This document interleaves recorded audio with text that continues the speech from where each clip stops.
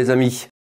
Dans la première vidéo de cette série consacrée à la médiation sonore, je vous avais présenté un petit peu de manière globale ce que recouvrent mes ateliers d'art-thérapie à médiation sonore. Donc, dans la deuxième, nous avions abordé la transmission, la conduction osseuse du son, ce qui est essentiel dans la perception de notre environnement.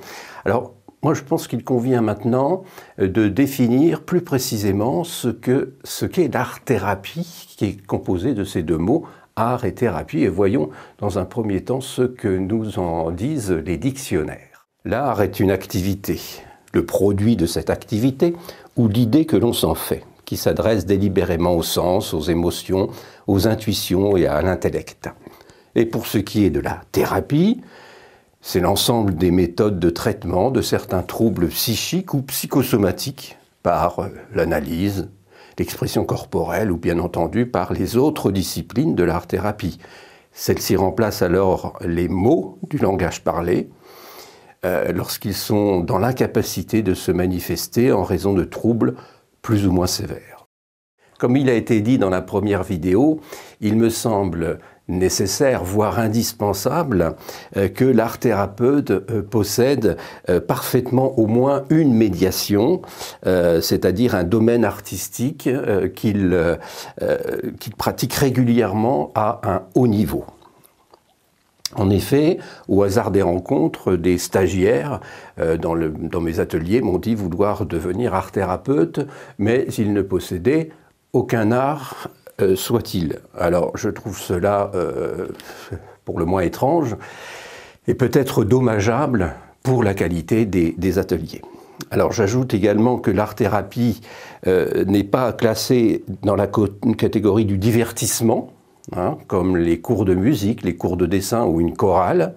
Je dis ça parce qu'il m'est arrivé de parler à des directeurs de centres, d'établissements de soins qui la considéraient comme telle.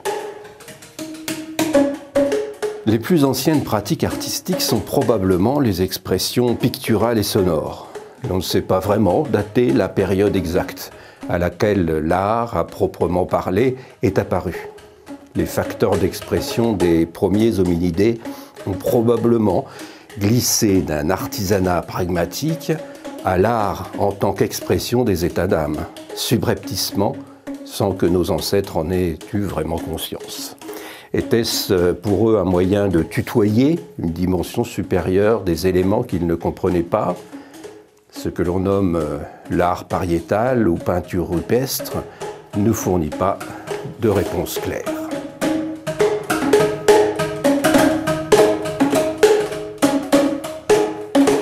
Alors pour ce qui est de l'espace sonore, les premiers sons de nos ancêtres étaient probablement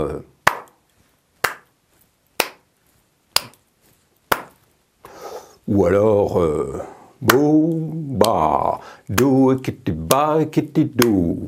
Ou encore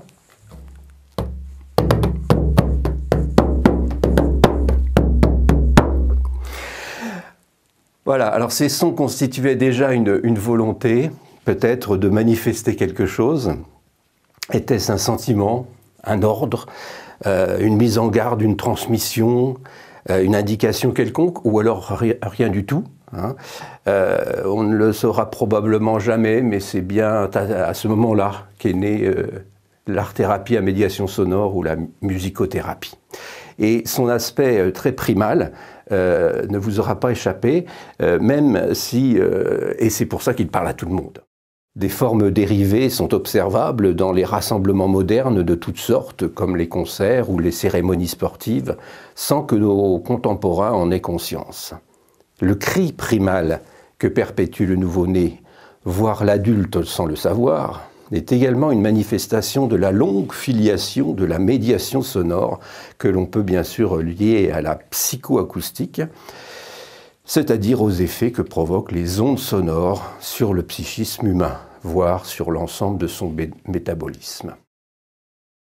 J'inclus dans la médiation sonore l'aspect corporel, c'est-à-dire la danse, qui me paraît être concomitante à l'apparition de la pulsation, ou en tout cas à l'appropriation de la pulsation par l'hominidé.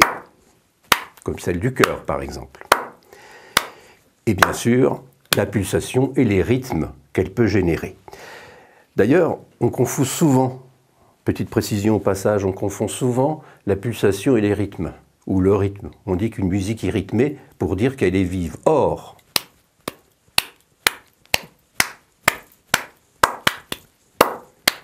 c'est la pulsation qui est vive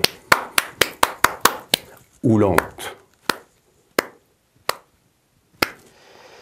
Alors viennent ensuite des médiations plus élaborées qui s'adaptent à des psychopathologies moins sévères, et à savoir celles qui peuvent faire appel au langage parlé ou aux mots écrits.